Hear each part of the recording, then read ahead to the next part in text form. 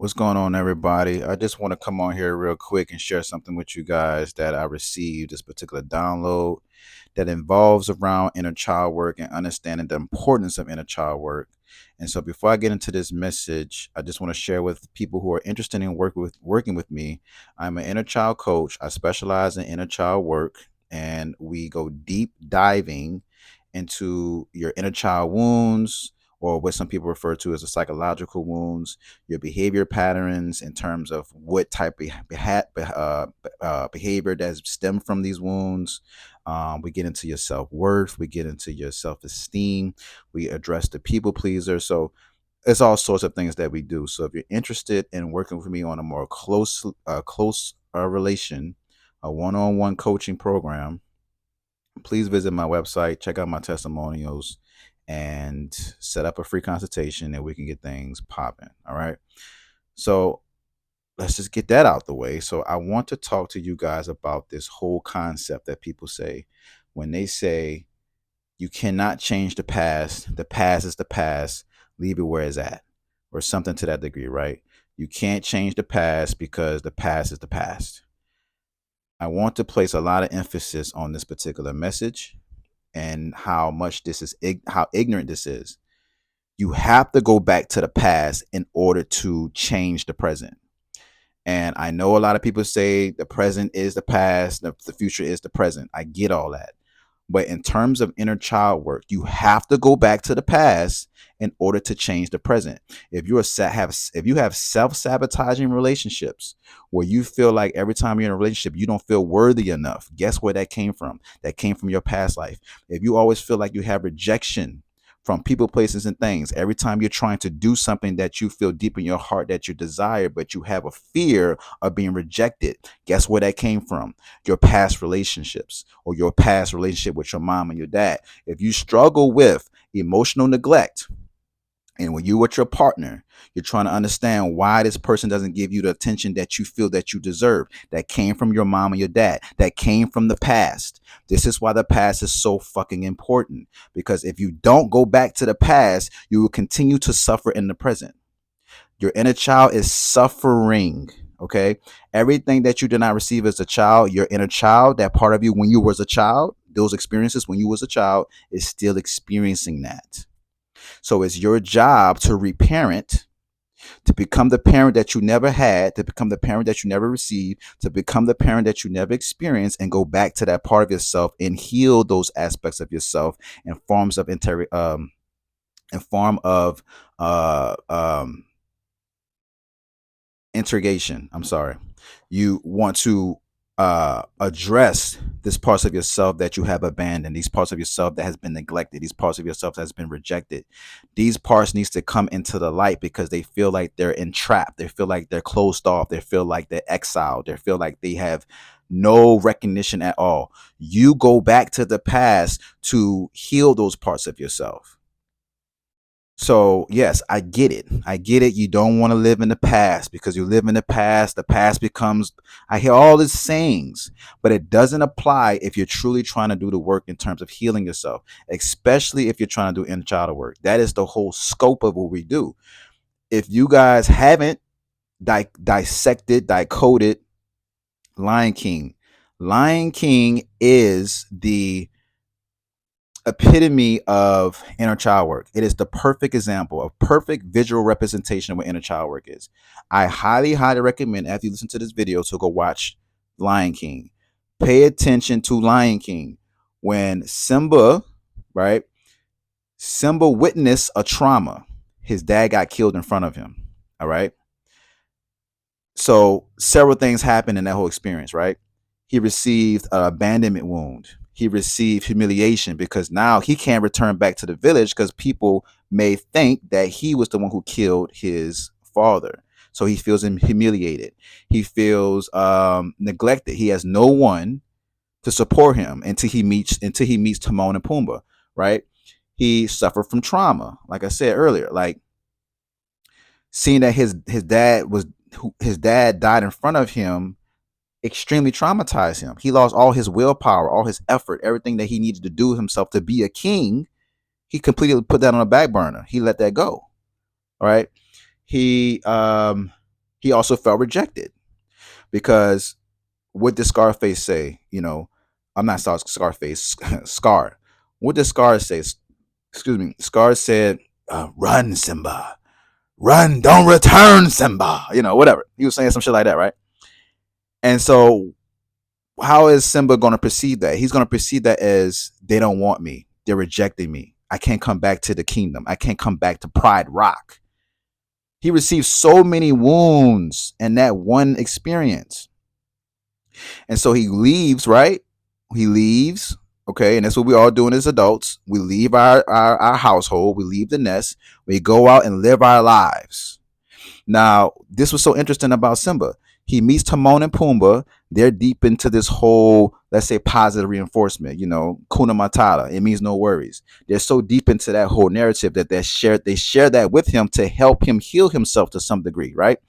But what makes Simba so interesting is when he's in that environment, he's drinking water, eating foods like bugs and crawlers and worms and all this type of stuff, and that is not part of his nature. He is a meat eater, but he's eating bugs because he have stopped identifying with his true self. He only identified with the trauma part of him. So he's doing things that's not even part of who he truly is. We're doing that on a consistent basis as adults. We're doing things that we would never do, but due to our trauma, which create the trauma response of running and hiding away, we're doing things that we feel that is safe because when we were children, these things created this type of behavior inside of us. So when we feel anything that feels uncomfortable or unsafe, we run away because that's what we did as children. That's the same thing that Simba is doing in the movie. He didn't want to come back to Pride Rock. Remember when, what's her name? Nyla, I think the girl name, the queen or whatever, his girlfriend. She saw him out there doing this thing, and she's like, "You got to come back. You the king." He like, "Nah, that ain't me. I ain't doing that. That ain't my swag." She's like, "Nah, you gotta come back. You are the king. You are rightfully the king. You're supposed to sit on the throne." Think about that today. How many of us know our power? How many of us know that we're supposed to be sitting on the throne? How many of us want to reclaim our power, our essence, our integrity, our authenticity, but we are running away from that part of ourselves due to so much fucking trauma? We're doing it on a consistent basis. So he like, "Nah, I'm not trying to go down that path. Like, this is my new home." She's like, "How is this in your home? You are literally the king. They're waiting for you to come reclaim your throne." But Nyla, she don't know what he experienced. She don't know what he went through. Only he knows that. So she kept feeling like something was wrong with him, but he didn't want to say it, right? And so, of course, fast forward, he sees the monkey or whatever, the little baboon, and the baboon like, "You want to see your dad? Ha ha! Follow me." So they go through this little trenches or whatever, and all the bushes and all that, and he gets to his dad. His dad is in the water, and what's the thing that his dad says? "Remember, Simba, who you are." This is a representation of coming back home, coming back to self, coming back to remembrance, coming back to who you was initially before the trauma. Who were you before you went through all your childhood experiences and adopted all these different traumas? That's what that means. So when he's staring at the image of himself, which is his dad, because his dad's a reflection of him, he starts to get into this understanding of like, this is who I am. He needed to remember himself because the trauma was blocking him from not remembering who he was. So then what he does, right? He starts running and he starts to go back home. He sees Nyla. She was already heading back. She's like, "Hey, I'm going back. I gotta reclaim my shit." Right? And so, and that's just that's a small snippet decoding of watching Lion King and understanding inner child work. Understand what the lion represents. The lion represents courage. That is a symbol. Okay. So when you're watching Lion King, they're trying to tell you in order for you to do inner child work, you need to have courage. You need to be brave. You have to be willing to face what it is that you have left in the past. That's what that lion represents. He's a lion. So he had to develop the courage. You got the cowardly lion and you got the courageous lion, like the Wizard of Oz. There's two polarities with a lion. You could be the very courageous lion or the cowardly lion. So in Wizard of Oz, we see that he's the cowardly lion, right?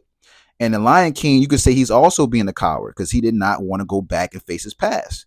But that's what we're doing. And like I said, if you need support, I'm here to support you in your courageousness and connecting with your inner child. This work is not for everybody, but it's for everybody because everybody, including royalty, I don't give a fuck who it is. If it's the Rothschild dynasty, if it's the Illuminati, whatever it is, whoever, Elon Musk, Jeff Bezos, I don't care if it's the most wealthiest person in existence. Everybody has childhood experiences that messed up the way that they behave, the way that they interact, the way that they experience life, their projections, their insecurities, their reasons for why they keep having the same experiences. They're caught up in a traumatic loop, a traumatic reenactment loop. And they're gonna keep having those experiences until you cultivate the bravery, like Simba, and face them. This is shadow work. This is personal development to the extremity. Because once you understand why, right? Why you act, why you behave, why you perform, why you think, why you talk the way that you do, and then you start to figure out it all came from your mom or your dad or your experiences that you had when you were a child, then you doing some fucking work. This changes the game. This changes the game of everything. Why you keep attracting the same partners that you keep attracting. Why you keep attracting the same partners that you keep attracting is due to your childhood experiences. So I wanted to place a lot of emphasis on this video.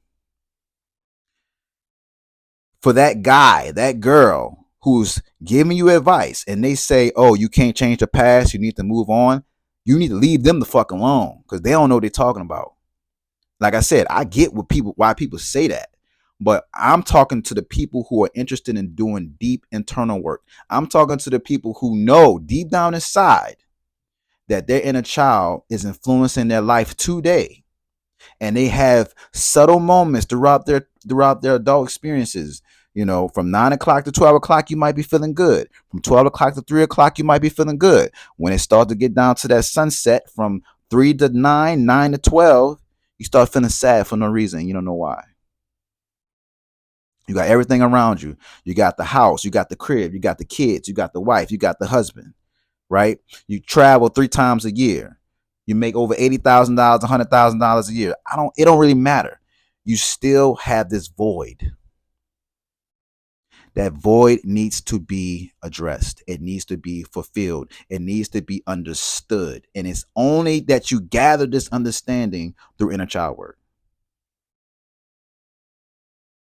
All right. So I'm going to leave off on that note because I could still go deep into the Lion King's mythology, but I'm not.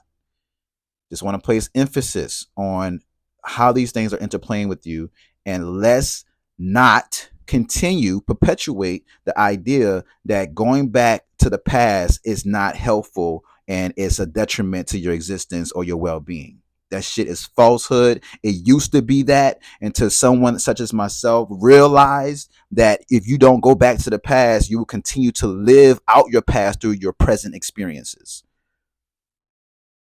All right.